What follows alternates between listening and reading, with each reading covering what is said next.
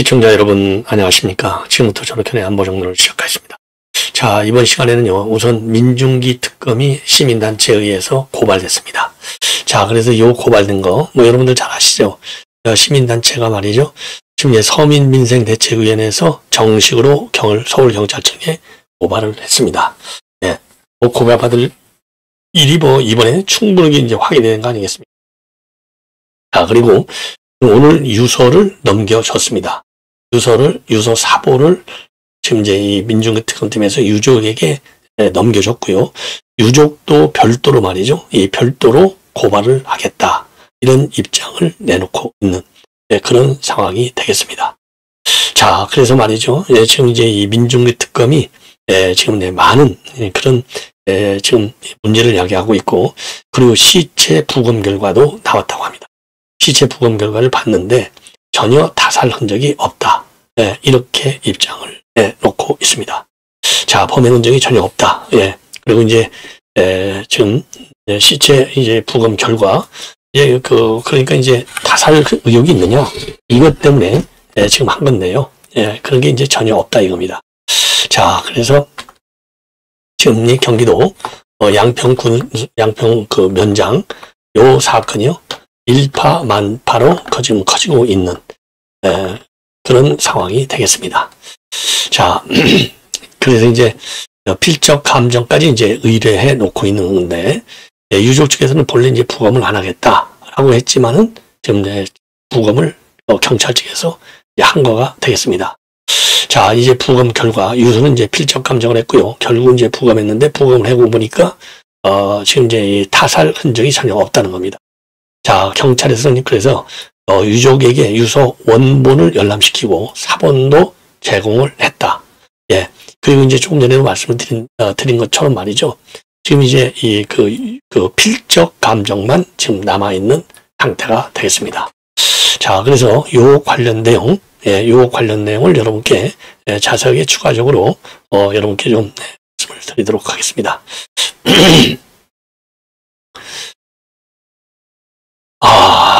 그래서 아까도 말씀드렸지만 지금 사인은 그러니까 이제 스스로 목숨을 끊는 걸로 그렇게 되어 있습니다. 사인.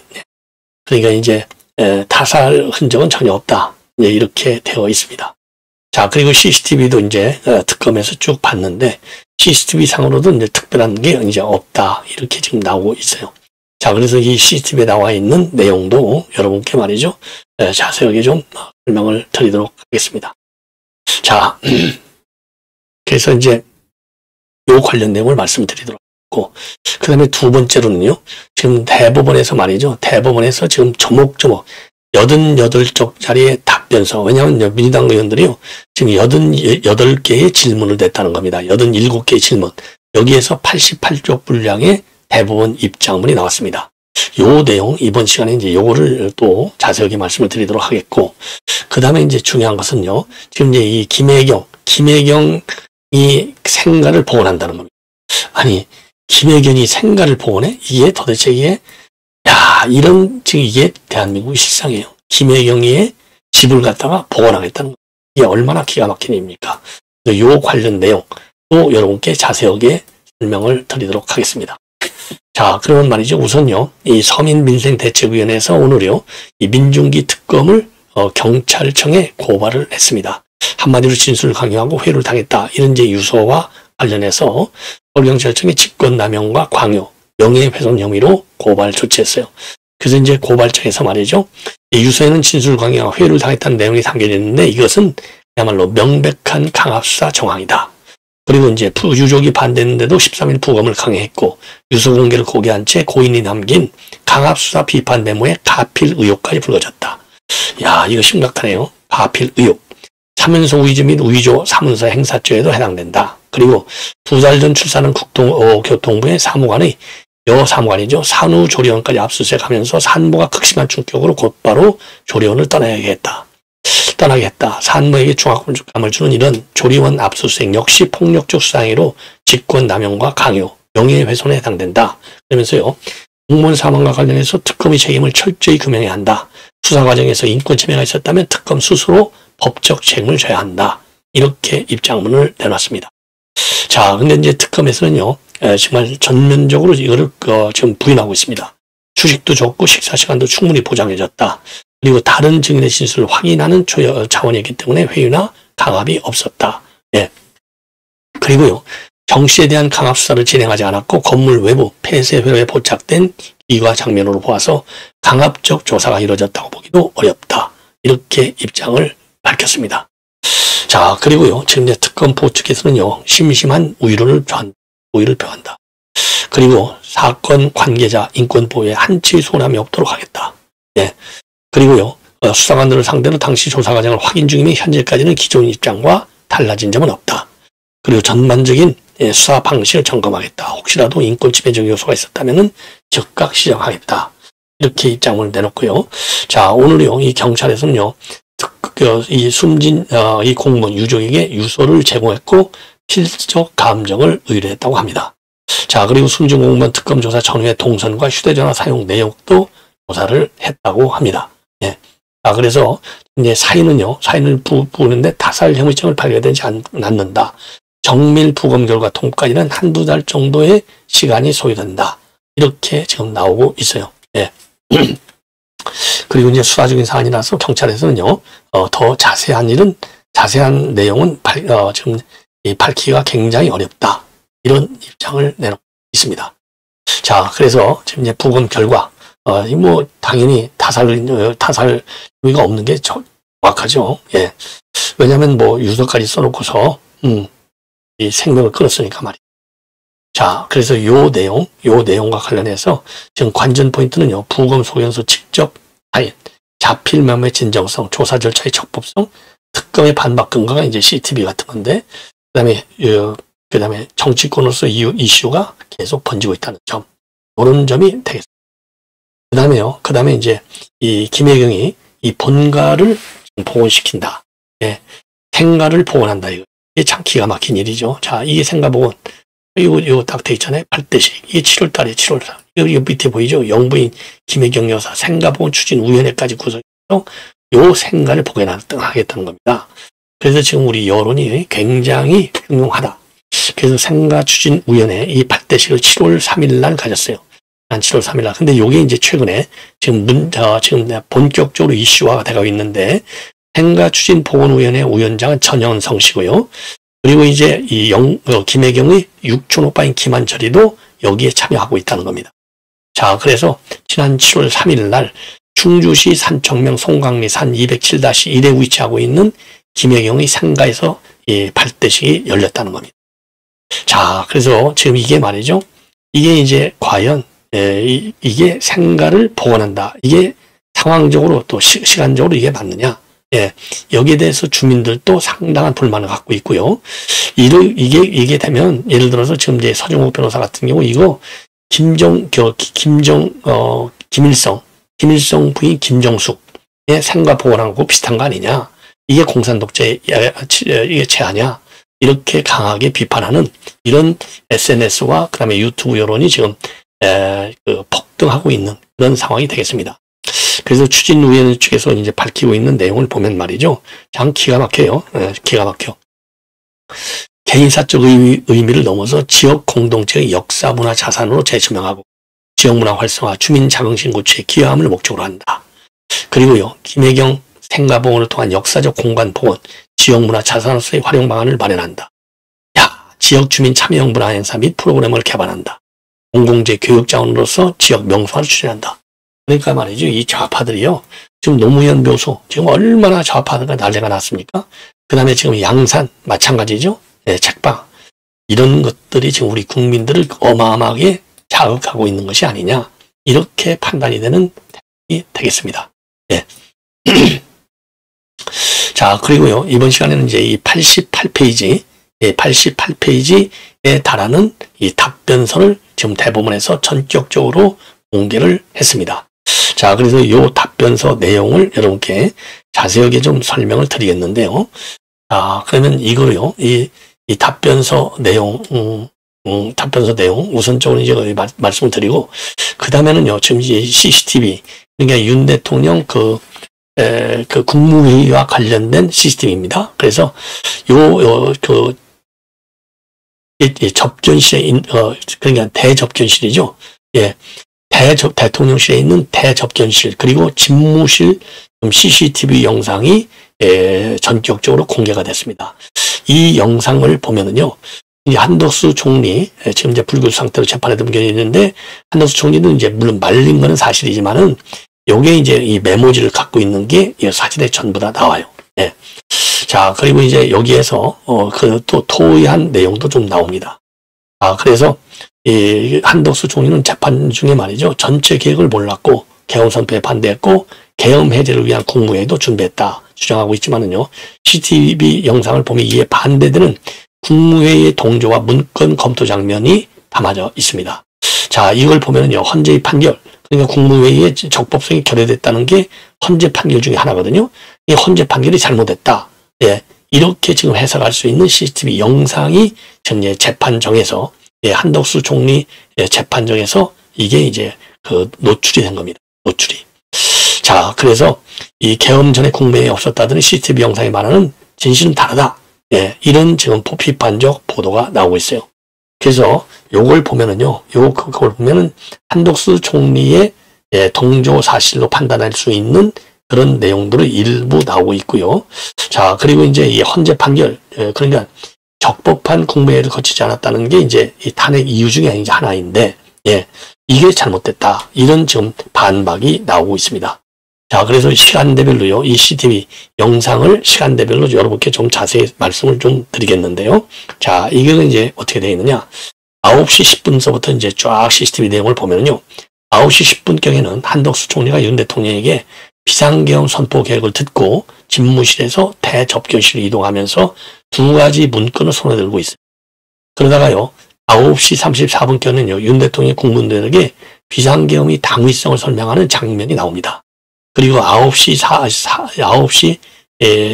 40분경에는요, 김용현 장관이 한덕수 총리에게 의사정족수가 4명이 부족하다.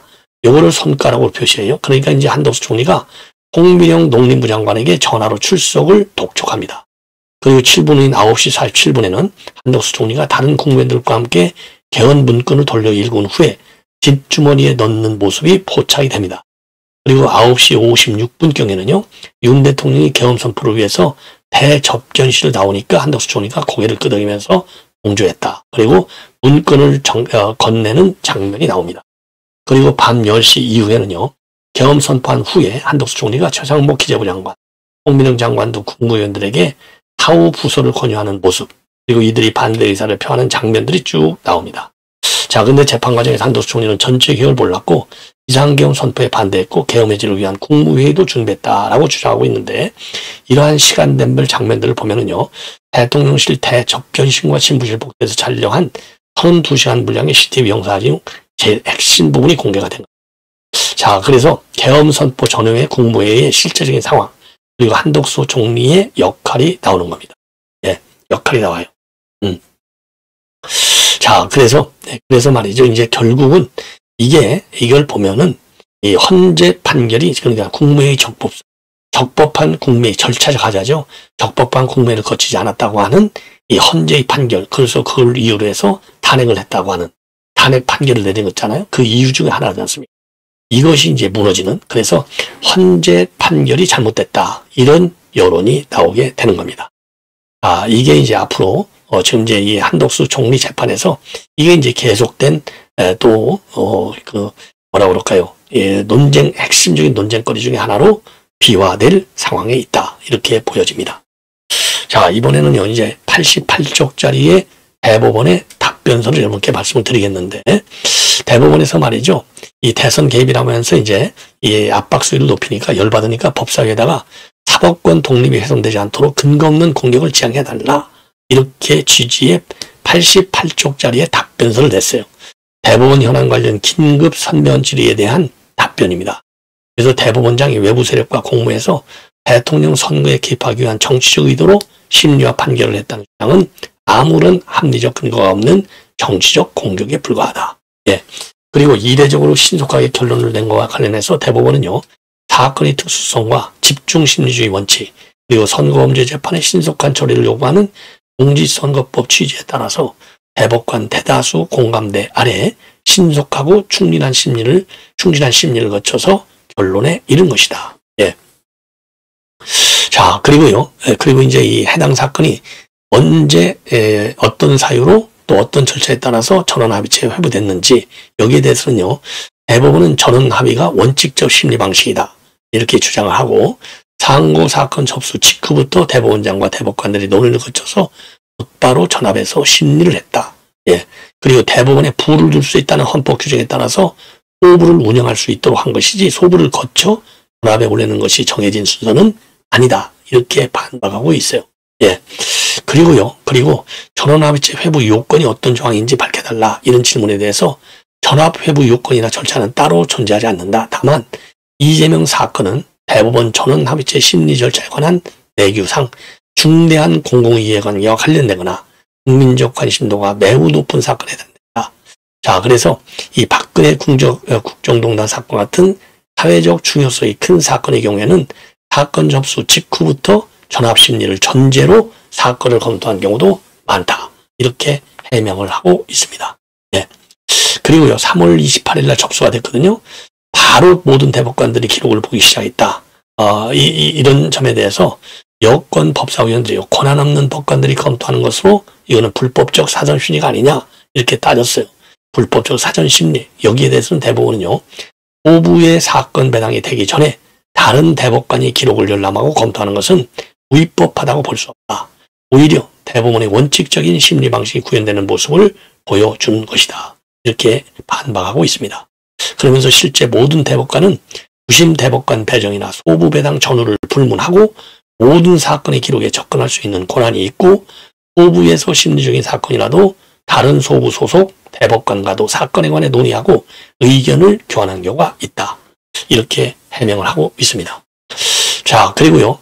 이번 이재명 사건은 다른 공직선거법 사건에 비해서도 선고기까지 짧은 시간이 걸린 것으로 나타났어요. 왜냐하면 대법원이 작년부터 올 6월까지 공직선거법 상고심을 접수한 뒤 선고까지 걸리는 시간은 평균 3.1개월이었습니다. 그래서 이재명 사건의 경우는 선고까지 35분이 걸려서 3분의 1밖에 되지 않았다는 겁니다. 그래서 왜 이렇게 이례적인 속도가 빠르냐? 예. 그래서 이제 대선 개입하려고 하는 것이 아니냐? 이런 지금 여권에서 의혹을 제기하고 있는데, 예. 왜 이렇게 유독 이 선고가 빠르냐? 여기에 대해서 대법원은 심리가 이례적으로 신속하게 이루어졌다는 점에서 배경에 관해 오해가 있는 것 같아서 굉장히 안타깝다. 사건의 주요 정치는 크게 복잡하지 않다. 집중심리주의의 이념, 선거법 재판의 우선적인 신속 처리를 명한 공직선거법의 취지에 따라 신속하고 충실하게 이 사건을 심리하여 결론에 이르렀다라고 밝히고 있습니다. 예. 그러면서 특히 말이죠. 이 공직선거법 270조 633 원칙, 이게 이제 강행 규정으로 되어 있잖아요. 이거를 근거로 해서 대다수 대법관 사이에 신속한 절차 진행이 필요하는데 공감대가 형성된다는 점도 강조하고 있어요. 왜냐? 이 이재명 사건은요, 1심이 6개월인데 2년 2개월, 그리고 2, 3심은 3개월 하게 돼 있거든요. 그게 이게 지나치게 시간이 많이 걸린 것이죠. 그래서 판결 선고 시점은 심리에 참여한 대법관들의 치열한 검토에 의해 정해진 것으로 사료가 된다. 이렇게 입장을 밝혔습니다. 예. 그리고 이용구하고 오경미 이 좌파 대법관들이 수구의 권한을 침해했다. 이런 주장과 관련해서는요. 다수결에 따라서 적법하게 절차가 진행된 이상 반대 의견 대법관의 심판 권한을 침해했다고 보기 어렵다. 예. 이렇게 입장을 내놓고 있어요. 자, 그리고요. 또 지금 대법원장의 여러 통화 내역이라든가 등등 이런 의구심을 해소하기 위해서 통화 내역이라든가 차량 일지, 블랙박스 제출할 의향이 있느냐? 이 지점에 대해서 대법원은요. 판결을 담당한 법관 개인에 대한 근거 없는 정치적 비난이나 공격으로 이어지는 것은 정당화될 수 없다. 이렇게 강하게 반박하고 있습니다. 자, 그러면서요. 대법원은 국정감사가 개인의 사생활이나 사생활을 침해하거나 재판에 영향을 미칠 목적으로 실시돼서는 안 된다. 이런 국정감사법을 들어서 사생활을 심각하게 침해할 우려가 있고 계속 중인 재판의 공정성에도 영향을 미칠 우려가 있다. 합리적이고 구체적인 근거에 기초한 의혹 제기 없이 재판 결과에 당사자나 제3자가 불복한다는 이유만으로 법관의 사생활과 개인정보를 공개한다면 오로지 법과 양심에 따라 독립해 재판을 수행하는 환경을 저하하는 선례가 될 수 있다. 이렇게 입장을 내놨습니다. 그리고요, 최근 여론조사에서 국내 절반이 48%가 사퇴를 요구하고 있다. 그러면서 사퇴를 검토한 적이 있느냐? 이런 질문에 관해서 대법원장은 사법부에 대한 국민들의 지적을 더욱 경청하면서 사법제도 개선 논의 등에도 적극적으로 참여함으로써 국민에게 신뢰받는 사법부로 거듭날 수 있도록 노력하겠다. 헌법과 법률에 따라 신속하고 공정한 재판을 통한 국민의 권리 보호하는 헌법적 임무를 완수하기 위해서 최선을 다하겠다. 자, 그러면서요, 지연된 정은 정의가 아니다 라고 하는 것이 대법원의 다수 의견이었다는 점을 강력히 주장하고 있습니다. 제가 보기에요, 제가 생각하고 있는 상식, 그리고 이제 관련 법조인들의 전문적인 해석, 이걸 보면 오늘 대법원의 이 88페이지짜리의 답변서는 법리적으로나 국민의 상식적인 측면에서 충분히 납득할 수 있는 그런 주장문이 아닌가, 이렇게 판단이. 시청자 여러분, 이것으로 방송을 마치겠습니다.